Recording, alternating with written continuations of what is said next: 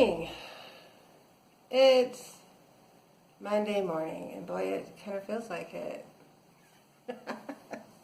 I slept pretty good and I got up fine. I did an hour on the bike for an endurance ride. And I like those, but I was literally watching the counter for like the last 8 minutes. Like, okay, only 2.5 to go, only 2 to go. Oh my God. It was a hard push. Level 13. It was long, but I feel good. I did the iced tea this morning. I don't know if my stomach liked it.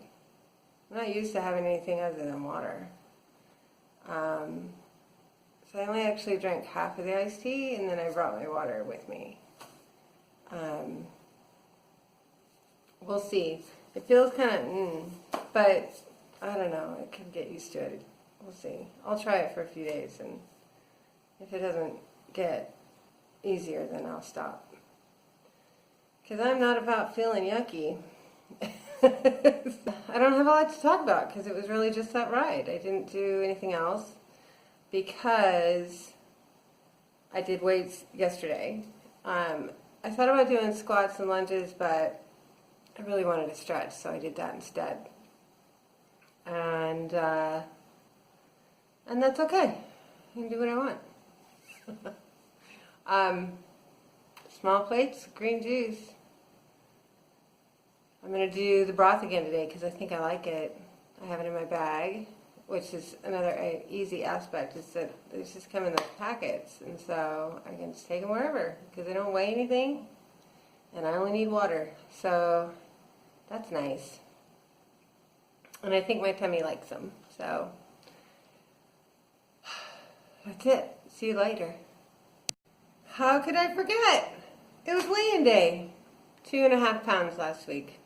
That's 13.5 pounds for the whole shebang, which is like, I think 50 days today. 50 days, 49 days at the gym because I had that one missed day in the middle. But 50 days of the entire endeavor, 13.5 pounds. Less than 2 months, so it sounds like a lot of days, 50 days. But you have to figure it's 6 weeks, I think, is all. And so 13.5 pounds, I'll take it. I'm happy with that. And the way I feel, like, and the way my clothes fit, it feels like more than 13.5 pounds. Like, I have a pair of jeans that I bought when we first got to San Francisco, and I can pull them down with them fastened. I wore them the other day. So, that's progress. See you later.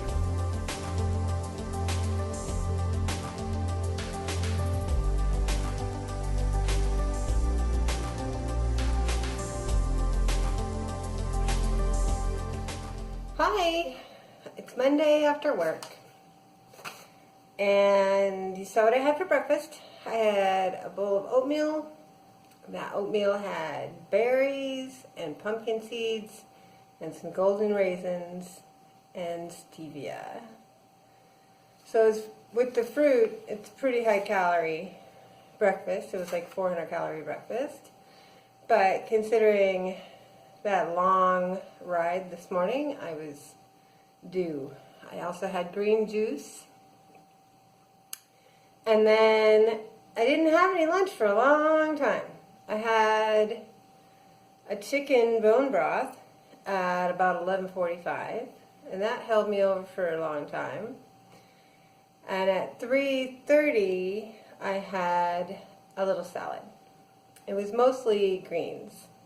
It was mixed greens, some arugula, some sliced baby peppers, some cucumber, some snap peas, some smoked salmon, conservative on the smoked salmon, and some balsamic. So the salad was like, I don't know, 234 calories or something, not much. And I also had a handful of almonds, the raw and salted ones. So it was a good day. I'm doing great on my calories. And I think it went pretty well as far as balancing my intake over the course of the day and waiting to see when I actually felt hungry. Because that's not something I generally do. I mean, I know when I'm hungry if I'm really, really hungry, but especially during a work day, I just eat on the clock. You know, oh, I'm at work, breakfast is available, I'll grab that before I log in. It's noon, it's lunchtime, go eat, and so on.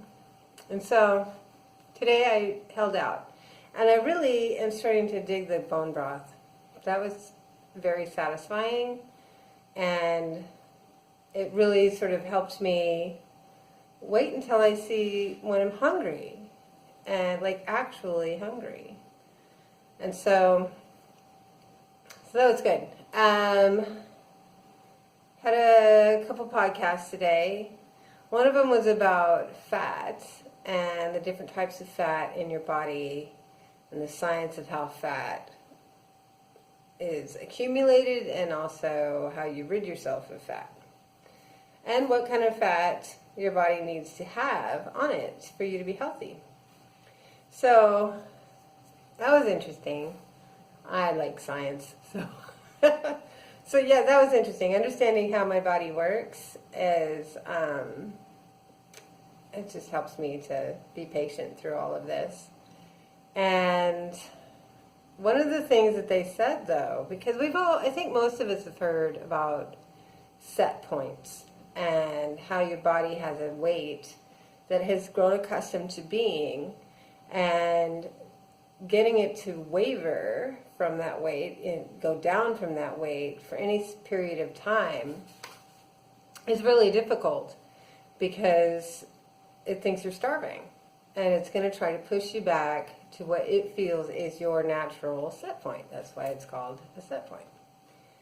And so there's been lots of debate about, weight loss, and is it reasonable to think you can lose weight and keep it off, and can you change your set point? And this person had compiled several studies in her talk.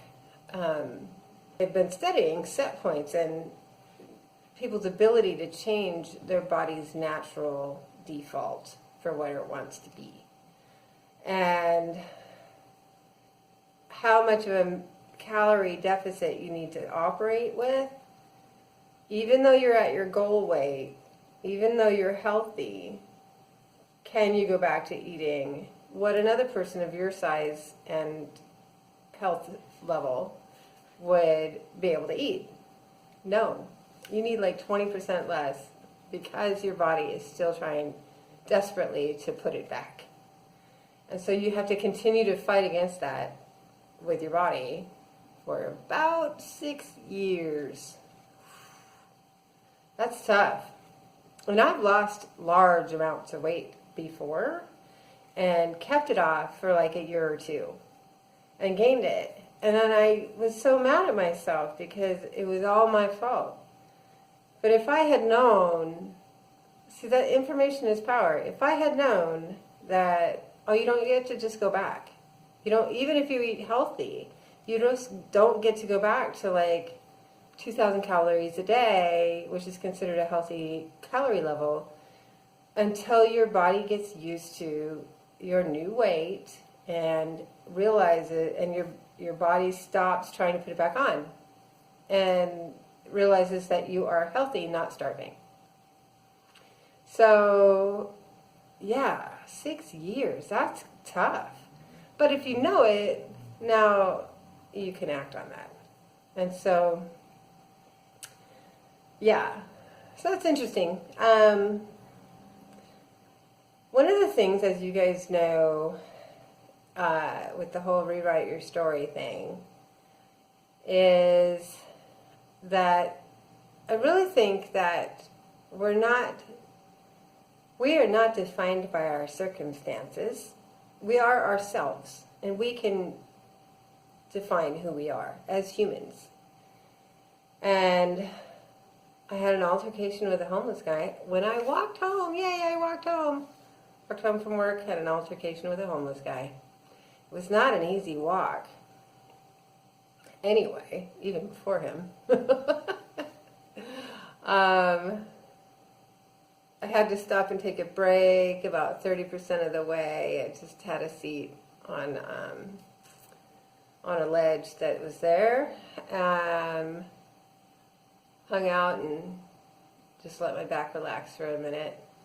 And then I walked some more and took another break at this really awesome coffee shop. I didn't have anything. They just have a bench outside. Had another break there. And I was almost home, and my back was not happy with me. And this homeless guy asked me for some money. And I had my headphones in, so I didn't hear him, and he was rambling on about something. And anyway, he didn't just want... I said I didn't have any cash, which was true. I had no cash.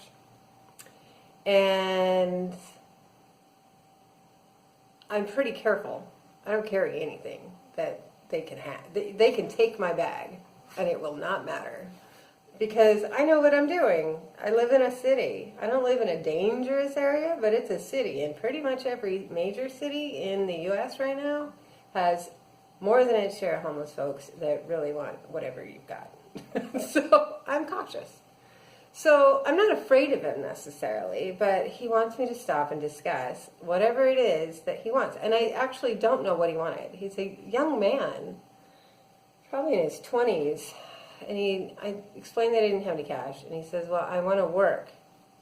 And I said, well, I can't pay you for any work. And he's like, I just want to shine shoes or something, anything, to work. And I was wearing velvet shoes. You cannot shine those. And again, I have no cash. And then he's like, I don't have a mental disability. I heard you the first time that you don't have any cash. And I'm like, well, what do you want? And he says, I'm a bum. And I said, no, you're not. You're not defined by your circumstances. And he's like, well, where I come from, I'm a bum. And I said, well, you shouldn't think of yourself that way. You can fix this. And he's like, how do you know? You don't know my story. And I said, no, I don't. But you don't know mine either. And he's like, no. But you don't know my story. I could jump off a bridge. And I'm like, I hope you don't. And he's like, I could jump off a bridge. And I sincerely hope you don't. But I don't know what I can do. And then somebody else distracted him and I walked away. But it really was just like exactly what I've been thinking about. It's like your circumstances do not define who you are. And you have control. And that was a pretty big deal. That conversation was just crazy. By the end of it, my back was having such a spasm, I could not wait to get away. Just because I was in pain and I could barely feel my left leg. But it was just intense. And I know it's ridiculous, you shouldn't engage. But he wasn't giving me much choice. I could not walk down the sidewalk. He was blocking me like a football player.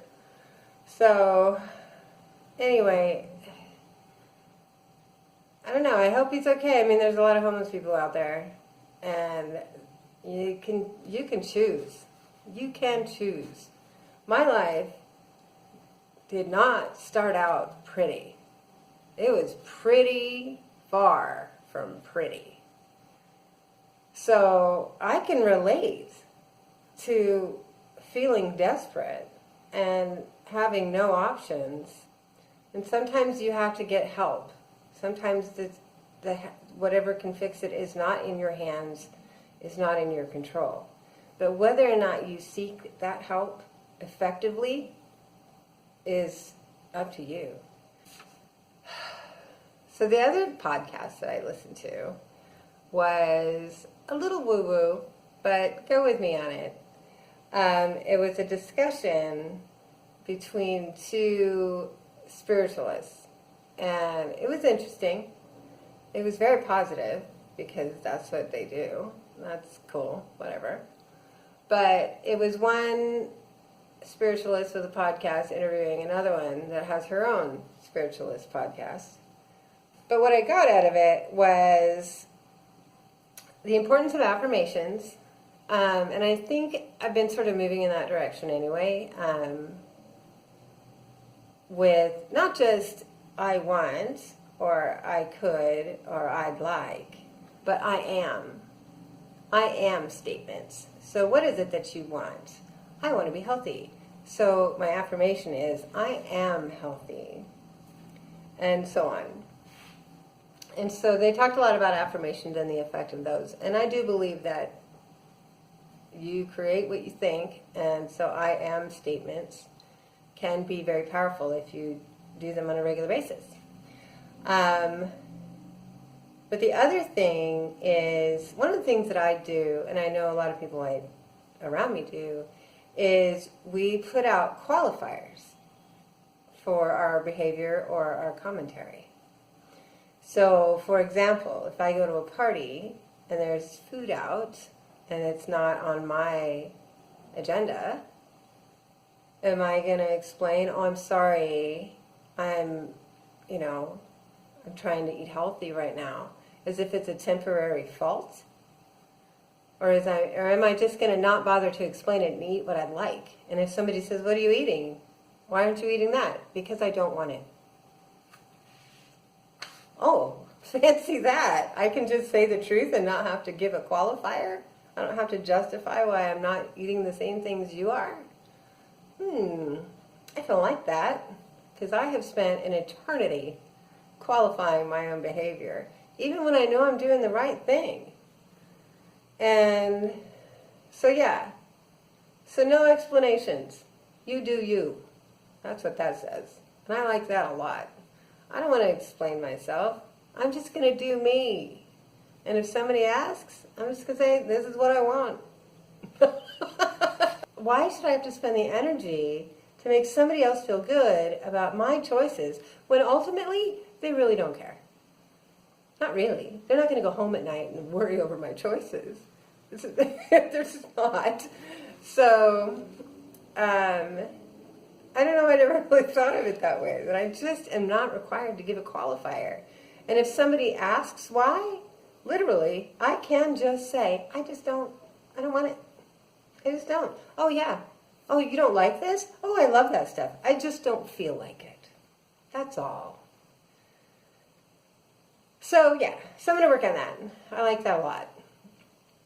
I'm going to have the dinner that I made last night for dinner tonight. It is roasted chicken.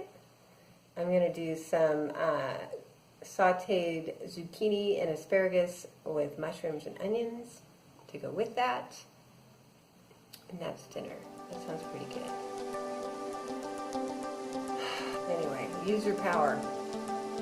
No explanations. You do you.